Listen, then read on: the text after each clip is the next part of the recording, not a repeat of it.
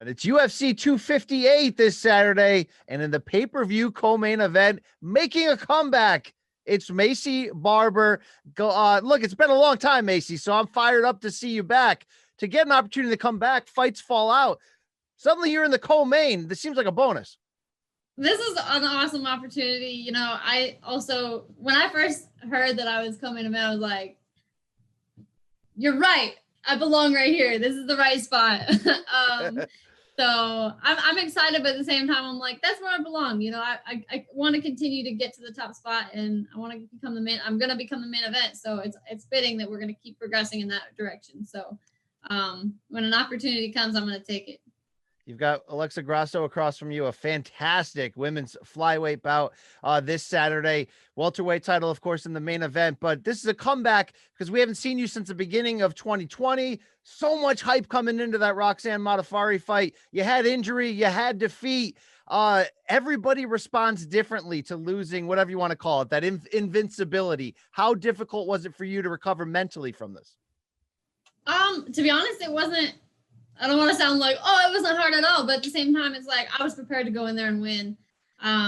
Injuries happen, you know, that's not in my control. Everything that was in my control, we did. You know, we trained, we prepared. I was mentally prepared. I was physically prepared. I was 110% going into that fight. And that's what happens when you sign the line saying that you're going in there with another person to fight. And you know that no matter what, someone's going to be the winner, someone's going to be the loser, and anything can happen because it's a fist fight. You know, it's the closest thing you can to be like in a complete street fight. So injuries are going to happen, and I just happen to have a freak injury in the very beginning. But for me, like mentally, when I lost, I didn't walk away being like, dang, you know, I should have done this, I should have done that. It was like, dang, I lost, but it's not like I can say I should have done this and I should have done that, because I did what I needed to do to get out of there. And I was not going to be finished. You're not going to finish me inside that cage. And I'm going to try and do everything I can to win. So I walked away not feeling like, wow, I'm put out by my performance in the octagon. I felt great about my performance. And I feel like I showed a lot, and I'm just ready to come back, because that was the hardest thing for me mentally through the whole year was I just want to train. I just want to fight. I want to get out there. I want to do the thing. You know, it was like, that's what I need. So I'm super excited to be back, and I'm ready. Well, here's what's crazy is, the hype around you was so on fire at that moment, as it should have been. You were just blowing through opponents, unbeaten in the UFC. You're brash, marketable, young, all this great stuff going on. I felt like if you had defeated Modafferi in that fight, you might have got a title shot next. That was a shallow division, especially at that time before some additions happened. Now you take the loss, you sit out almost a year. You're in a great spot. I'm still mentally. young, though. I'm still young. I'm only 22. Still in a great spot mentally and physically, 22 years old.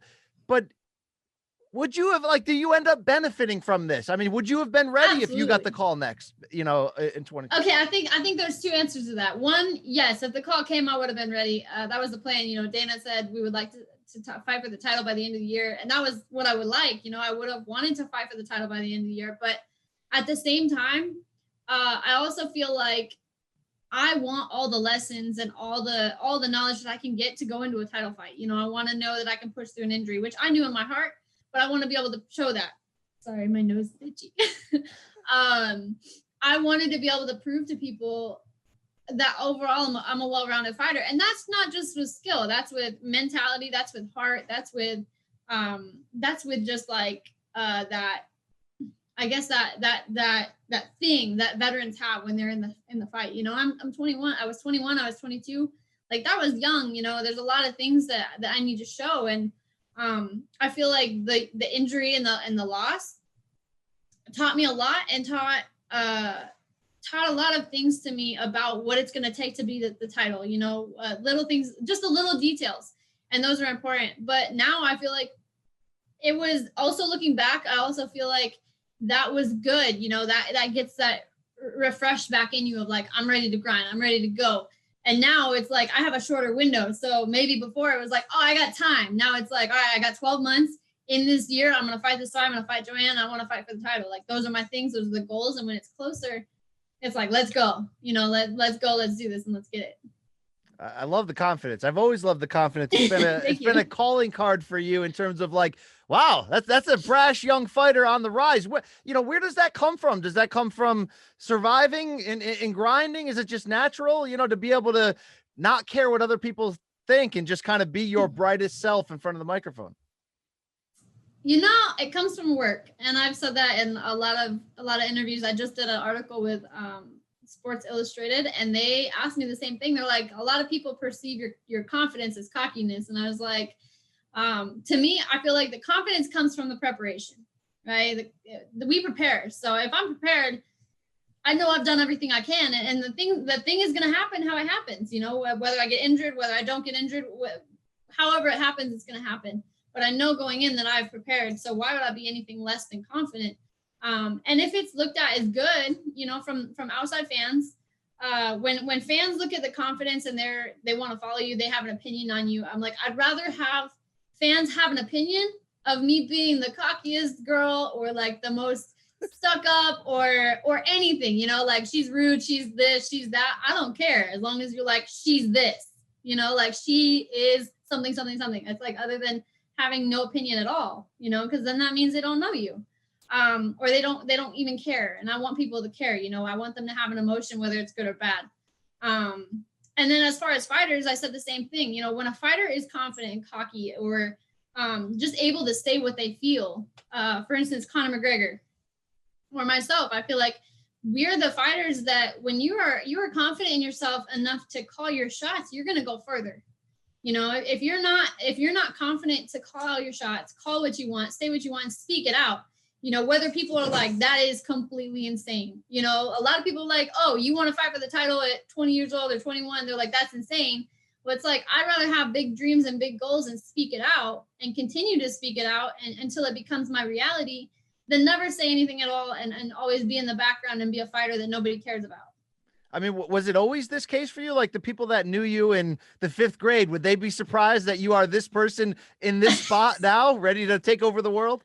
I think they would be, because I don't remember what people thought of me in 5th grade, but I was always like, growing up, even just in my family, I'm like, I'm the person that's like this, tries to be the center of attention, like a little bit, you're the talkative one, the bubbly one, but definitely the sarcastic one, the one that the parents were like, stop, the troublemaker. Well, you're also, explosive and vicious things, skills you need to be a finisher in this game. Is that a switch you have to flip, or is it sort of, it can't be natural to wake up and go, I want to knock somebody unconscious today, but it's the mentality you have to put on. So, is that easy for you to be that? It is actually, mainly because like, I know it's not necessarily, hey, I want to go out there and I want to hurt another person, because I don't want to, that's never my goal, is I want to go and injure this person where they can't continue on anymore. But at the same time, it's like, we know what we're getting into. This is our job. This is what we chose to do, right? We chose this life. So if we chose this life, what comes with it. That someone else is coming in there to get you. And if I know that someone else has the ability to hurt me, I'm like, well, it's better me than them. And I'm going to, like if they get the opportunity to hurt me, I know they're going to take it. So I better hurt them first and I better hurt them worse, So that's kind of how I see it. But at the same time, it's like, if I'm going to do something, I'm going to do it all the way. And I was gifted with this ability to learn, to grow, to have athletic ability, and to have the mental capacity to retain the information, the knowledge, the skills, the everything. And so I feel like for me, it's like, I'm not going to ever waste that. And I'm going to continue to get it as good as I possibly can so that I can show the world, because I want to be something special. I love it. Dare to be great indeed. Look, I'll give you credit. I mean, it's not like there's not anything... great. We're trying to be phenomenal. That's what Eric Thomas says. We're trying to be phenomenal. We're not trying to be great. I was going to say that, it's one thing. There's no stay busy fights in the UFC. I mean, UFC is known for great matchmaking, but this is a particularly very tough fight for you, and one that if you get a win over Alexa Grasso in a co-main event on a pay-per-view, you're going to be right where you were before the Roxanne fight. You're going to be fast tracked for the top. So how did this fight get presented to you? Is this the one that you wanted? What made you want to jump on it here? This was a fight that they offered, and the UFC, like you said, they have a plan. They have a matchmaking that, they put out great fights. So they presented this one, and I've never turned down a fight. That's never been something that I do, just because I understand they have a plan, and their plan is probably a good one. They're not trying to do me dirty or do themselves dirty. So if they think that this is a good fight for me, a good fight for the UFC and for the promotion, then I agree with them, and that's what we took, when they offered it. But yeah, it's a huge fight, and I'm excited, and I'm ready to go get that win. So Alexa Grasso, she definitely can let her hands go. Good boxer, very tough. When you look at her from an X's and O's standpoint, where do you see the vulnerabilities? Where do you see your ability to come over and win on Saturday? To be honest, we're prepared everywhere. We've done striking. That's pretty much when I got this knee injury. That's all I got to do with my hands, so we got to work on the hands. We got to work on the striking, the head movement, a lot of things that we've worked on. We watched all my fights back. We watched the good things, the bad things. We prepared. So we're ready for the striking. We're ready to wrestle. We're ready to grapple. We're just ready all the way around. Mentally, physically, I'm ready. I love it. I love it. If you keep climbing this ladder, there's a boss at the end of this video game. You keep saying if. Well, I gotta call you out on that. when you defeat all these, exactly. When I continue, and you get to the end of the video game, it's Valentina Shevchenko, and that could be a scary proposition. When you watch her fight, and she's been insanely dominant in this division, do you see holes? What do you see? Because you're not afraid of anybody. So what are you seeing when you watch Valentina on tape? Her last fight, I'm trying to remember. I'm blanking because I'm flooding my brain with water. Jennifer Maia. Yes, thank you. When she fought her, I feel like Jennifer presented she wasn't able to capitalize on them, but she definitely showed a few holes that Valentina has in her game. And I feel like the prepared fighter will be able to not just expose those holes, but also be able to capitalize on them. And that's what we're training for. We have been training for Alexa, but we're continuing to train and to evolve into a fighter that's going to be able to beat Valentina Shevchenko. And like I said, back in 2020, when Dana said that he was going to potentially give me a title shot at the end of the year, I would have been ready then. Even if I didn't have those skills, or whether I did, I was going to be ready. If the call comes, we take it. But now, we're even more prepared. We're even more ready. We continue to study. We continue to see the holes and the things that we need to improve on. And if Valentina is still in the picture, I don't know. Everybody's career changes. Everybody goes different ways. But if she's still around, which I believe she will be, we'll be ready.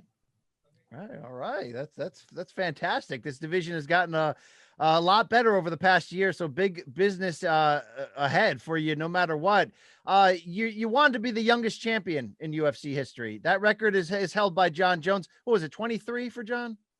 23 years and 8 months, yes. So you're 22. Are you still on this timeline? Does this matter to you? Like how much does it matter to you? Should it matter to you? What's going to happen by the time you turn 23 here? If I set a goal, I'm going to continue on and to achieve that goal no matter what. As I'm never going to set a goal and see it be possible and just be like, nah, never mind. That's not me. So the goal is still the same. January 18th of 2022, I will be 23 years and 8 months. So I turn 23 in May 18th. So then from there, I'll have 8 months. So that's January 18th of 2022. And we're going to try and get a title fight this year in the next 11, 12 months. So the whole path, I told you, this fight, I'm going to get this win, going to call out Joanne, which I'm basically already doing. I want that fight because she's number 5, number 6. And then I feel like that puts me in the spot to be able to call out for a title shot. I love it. This is, do you ever feel the itch to get on the, hey, Valentina train? I'm coming for you. Maybe a few fights away, but I'm coming for you. Get ready. I mean, is she aware of you? What do you think the champ is thinking about you? Oh, I know she's aware. Because if she wasn't aware, that's not speaking smart. She's a smart girl. She knows who's coming up and who's a threat and who's not. The girls, a lot of the girls that she's fought, she's been able to, she might not have paid attention, but there's no doubt in my mind that she's paying attention right now. All right. Your game is getting well-rounded. You're improving in a lot of aspects. What about your trash talk game? How confident are you? I mean, if someone's going to match you one of these days, you try to bully them, they stand up. How's the trash talk game evolving? That's fine with me. I prepared. I train so that's why I come out with confidence. And my confidence, again, like I said, is a lot of times it's perceived as cockiness. I'm not afraid to tell you that I saw Jessica Ai and Joanne Calderwood fight, and I thought they both did not have a great performance. And I feel like that's a fight that I would have won, no matter what against either one of them. Those are both girls that I would finish. And I like Jessica. You know, I know her. I've talked to her a couple of times, but at the same time, it's like I'm a competitor, so we have to speak out what we want. You know, this career, this life is short, and so I'm going to take every opportunity. And if someone's in my way, I'm going to take it. And if they want to stand up to me, then good for them, because that's what they need to do. You know, they should be doing the exact same thing, because that's what confident fighters do. And if you're confident in your abilities, you're going to say what you want, because that's what you're going to get. Oh, I feel like it's like a Tony Robbins session. I could benefit from coming back and listening to this interview. My next live, I'm a motivational speaker. Let's go. It's not if, it is when. End quote, Macy Barber. So just to recap here, Alexa Grasso, Macy's coming for you. Joanne Calderwood, get ready. Jessica, we're not coming for you, but if you would have won, we would have finished you. And Valentina, we're going to take your title. And Jon Jones, we're going to break that record too. And Dana, $50K. Let's get the bonuses ready. All right. Yeah. I did tell Dana that. The last time I texted Dana, I'm like, yo, have that 50,000 ready for me. I'm coming for it.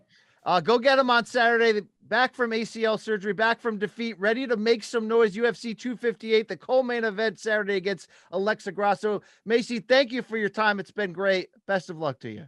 Thank you so much.